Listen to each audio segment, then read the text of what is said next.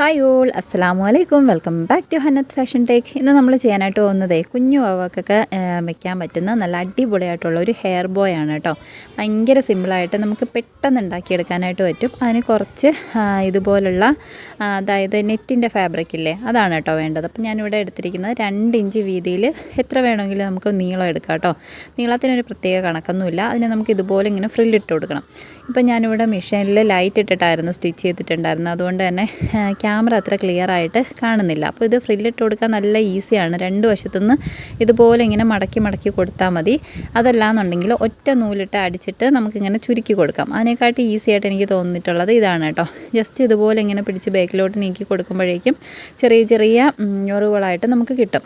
അപ്പോൾ അത് ഇങ്ങനെ ഞൊറിവിട്ട് എടുക്കുക. ഏറ്റവും അടുപ്പിച്ച് അങ്ങനെ ഇട്ട് കൊടുക്കുക. അതല്ലാന്നുണ്ടെങ്കിൽ നമുക്ക് ഇതുപോലെ ഒരു സ്ക്രൂ ഡ്രൈവറോ മറ്റോ വെച്ചിട്ട് ജസ്റ്റ് ഇതുപോലെ ഇങ്ങനെ മടക്കി കൊടുത്താൽ നല്ല ഭംഗിയുള്ള ഞൊറിവുകൾ നമുക്ക് കിട്ടും കേട്ടോ. അപ്പോൾ അത് ക്യാമറ എനിക്ക് അത്ര ക്ലിയർ ആയിട്ട് എടുക്കാൻ പറ്റിയില്ല, ആ ലൈറ്റ് കിടന്നുകൊണ്ടാണ് കേട്ടോ. അപ്പോൾ നിങ്ങൾക്ക് മനസ്സിലായെന്ന് വിചാരിക്കുന്നു.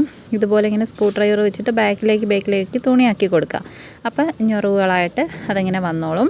ഓക്കെ, അപ്പോൾ ഇത് കണക്ക് നമുക്ക് കുറച്ച് അധികം ഫാബ്രിക് ഇങ്ങനെ ഞൊറിവിട്ടെടുക്കണം കേട്ടോ. എങ്കിലാണ് നമുക്ക് ഭംഗിയുള്ള ബോ ചെയ്തെടുക്കാനായിട്ട് പറ്റുന്നത്. അപ്പോൾ ഇതേ മെത്തേഡിൽ തന്നെ നമുക്ക് ഹെയർ ബാൻഡും ചെയ്തെടുക്കാം. ഈ ഒരു മോഡലിൽ കേട്ടോ. ഈ കണ്ടോ, ഇത്രയും ഞൊറിവിട്ട് എടുത്തിട്ടുണ്ട്. അപ്പോൾ എത്രത്തോളം നീളത്തിന് തുണി എടുക്കുന്നോ അത്രത്തോളം ഞൊറിവ് നമുക്ക് എടുക്കാനായിട്ട് പറ്റും. അപ്പോൾ ഇത് ഇതുപോലെ കിട്ടിയിട്ടില്ല. അപ്പോൾ ഞാൻ നീളത്തിനാണ് കേട്ടോ സ്റ്റിച്ച് ചെയ്തെടുത്തിട്ടുള്ളത്. അതിനെ നമുക്കിനി 2 ലെയർ ആക്കിയിട്ട് സ്റ്റിച്ച് ചെയ്യാം. അപ്പോൾ നിങ്ങളുടെ കയ്യിലുള്ള തുണിയുടെ ലെങ്ത് അനുസരിച്ചിട്ടും അതുപോലെ ബോയിൽ ഇങ്ങനെ വച്ചു നോക്കണം കേട്ടോ, എത്ര വേണം എന്നുള്ളത്.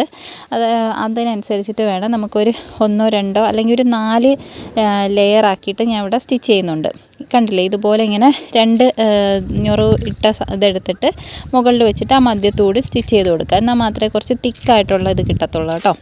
അപ്പോൾ ഇതുപോലെ ഇങ്ങനെ പിടിച്ചിട്ട് സ്റ്റിച്ച് ചെയ്ത് കൊടുക്കുക. സ്റ്റിച്ച് ചെയ്യുന്ന സമയത്ത് ആ ഒരു ഞൊറിവൊന്നും നമ്മുടെ സ്റ്റിച്ചിൽ പെടാതെ നോക്കുക കേട്ടോ. എങ്കിലാണ് നമുക്ക് ഭംഗിയായിട്ട് ഇതുപോലെ സ്റ്റിച്ച് ചെയ്ത് എടുക്കാനായിട്ട് പറ്റുന്നത്.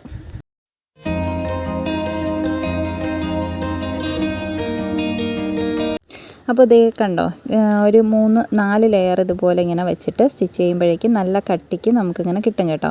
അപ്പോഴാണ് ആ ഒരു കറക്റ്റ് ഭംഗി കിട്ടുക. ഒരു ലെയർ നമ്മളിതുപോലെ ഞൊറിവിട്ടെടുത്തിട്ട് അത് വെച്ചിട്ടുണ്ടെങ്കിൽ ഒരു രസം ഉണ്ടാവില്ല. അപ്പോൾ ഇതുപോലെ ഒരു 3-4 ലെയർ നമ്മളിങ്ങനെ ചേർത്ത് വെച്ചിട്ട് സ്റ്റിച്ച് ചെയ്തെടുക്കുക. നമ്മുടെ മിനി ഫ്രോക്ക് കട്ടിങ് സ്റ്റിച്ചിങ് വീഡിയോയിൽ ഞാൻ ഇത് കാണിച്ചിട്ടുണ്ടായിരുന്നു, എങ്ങനെയാണ് കട്ട് ചെയ്യേണ്ടതെന്നും അതുപോലെ ഞൊറിവിടേണ്ടതെന്നും ഒക്കെ കാണിച്ചിട്ടുണ്ടായിരുന്നു. അതിൻ്റെ സ്ലീവും കാര്യങ്ങളും ഒക്കെ സെയിം ഈ ഒരു പ്ലേറ്റ് വെച്ചിട്ടാണ് കേട്ടോ ചെയ്യുന്നത്. അപ്പം മിനി ഫ്രോക്ക് സ്റ്റിച്ച് ചെയ്യുമ്പോൾ അതിന് പെയറായിട്ട് നമുക്ക് വേണമെന്നുണ്ടെങ്കിൽ ഇതുപോലത്തെ ബോ സ്റ്റിച്ച് ചെയ്തിട്ട് കൊടുക്കാനായിട്ട് പറ്റും. അപ്പോൾ ഇതാ ഞാൻ ഇന്ന് അന്നമ്മയ്ക്ക് വേണ്ടിയിട്ടാണ് കേട്ടോ അത് ചെയ്യുന്നത്.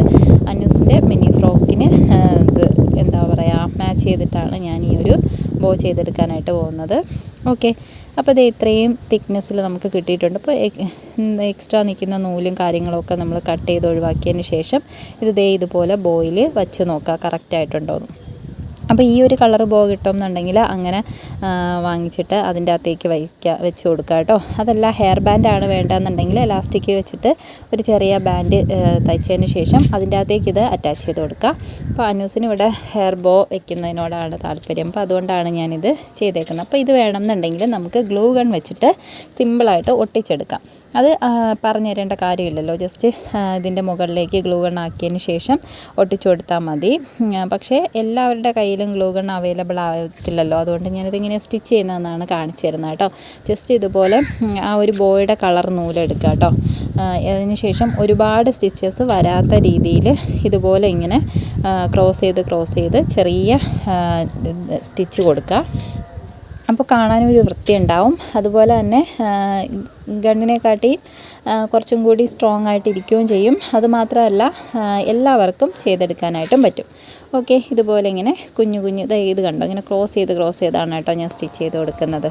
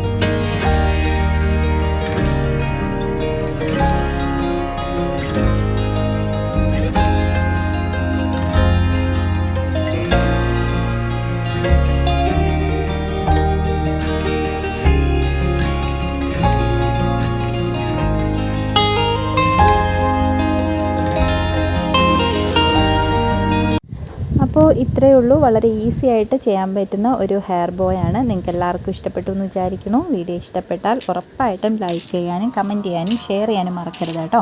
അപ്പോൾ വീഡിയോയെക്കുറിച്ചുള്ള നിങ്ങളുടെ അഭിപ്രായങ്ങൾ ഉറപ്പായിട്ടും പറയുക. അതുപോലെ തന്നെ നിങ്ങളിതൊക്കെ ഒന്ന് ട്രൈ ചെയ്ത് നോക്കുക. ഉറപ്പായിട്ടും നിങ്ങൾക്ക് എല്ലാവർക്കും ചെയ്യാൻ പറ്റുന്ന സിമ്പിളായിട്ടുള്ളൊരു ഹെയർ ബോയ് ആണ് കേട്ടോ. അപ്പം നമുക്ക് നാളെ പുതിയൊരു വീഡിയോ ആയിട്ട് കാണാം ഇൻഷാ അല്ലാഹ്. അതുവരേക്കും ടാറ്റാ ബൈ ബൈ, അസ്സലാമു അലൈക്കും.